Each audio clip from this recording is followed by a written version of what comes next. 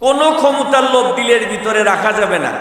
আপনি যদি ক্ষমতার লোভ থেকে যদি নিজেদেরকে আপনি বাঁচায় রাখতে পারেন, নিজেকে যদি আপনি সংযত রাখতে পারেন, ধর্ম উপদেষ্টা ধর্মমন্ত্রী বলেন যে আল্লাহ পাক তার সম্মান দুনিয়াতেও দিবেন, আখেরাতেও দিবেন।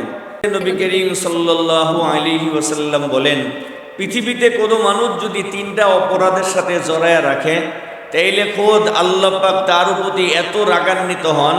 শুধু আল্লাহ রাগ করেন তো করেনি, আমাদের ভাষা অনুযায়ী তাকে আমরা খারাপ মানুষ বলে আমরা সাব্যস্ত করতে পারি। নবী করিম বলেন যে দুনিয়াতে ভালো মানুষ কারা? দুনিয়াতে ভালো মানুষ হলো তারা যারা সবসময়, আমি যে হাদিস পড়ছি হাদিসের ভিতরে তিনটা দোষের কথা বলা আছে, তিন দোষ থেকে যারা নিজেদেরকে বাঁচা রাখবে, নবী করিম সাল্লাল্লাহু আলাইহি ওয়াসাল্লাম বলেন তারা দুনিয়াতেও ভালো মানুষ, আখেরাতেও তারা ভালো মানুষ। আর একটু জোরে বলেন না সুবহানাল্লাহ।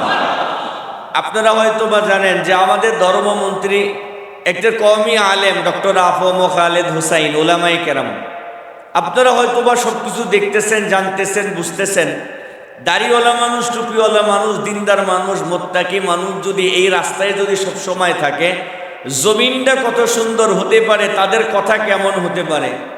ডক্টর আফম খালেদ হুসাইন গত কয়েকদিন আগে কোনো জায়গায় উনি বক্তব্য দিতেছিলেন যে কোনো মানুষ যদি দুনিয়াতে ভালো থাকতে চায়, আখেরাতে ভালো থাকতে চায়, সে যেন সবসময় তিনটা কাজ থেকে নিজেদেরকে বাঁচা রাখে। এর ভিতরে এক নাম্বার হলো ক্ষমতার লোভ। কোনো ক্ষমতার লোভ দিলের ভিতরে রাখা যাবে না।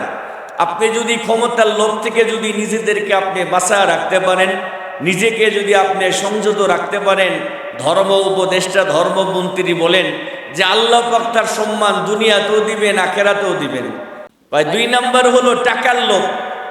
এই টাকা থেকে যদি কেউ নিজেকে বাঁচা রাখতে পারে, অর্থের লোভ থেকে যদি আপনারা নিজেদেরকে বাঁচা রাখতে পারেন, দুনিয়াতেও ভালো থাকবেন, আখেরাতেও থাকবেন।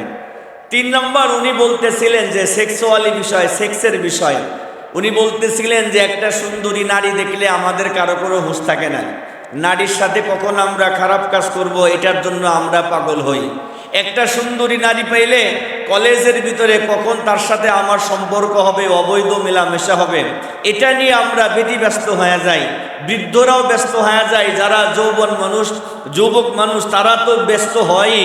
অল্প বয়সী ছেলে মেয়ে যারা, তারাও একদম ব্যস্ত হয়ে যায়। ডক্টর আফম খালিদ হুসাইন সাহেব বলেন এই তিন কাজ থেকে যারা নিজেদেরকে দুনিয়াতে পাক ও পবিত্র রাখতে পারবে, পুত ও পবিত্র রাখতে পারবে, তাদেরকে আল্লাহ দুনিয়াতেও সম্মানিত করবেন, আখেরাতেও আল্লাহ পাক তাদেরকে সম্মানিত করে জান্নাতের ব্যবস্থা করে দেবেন।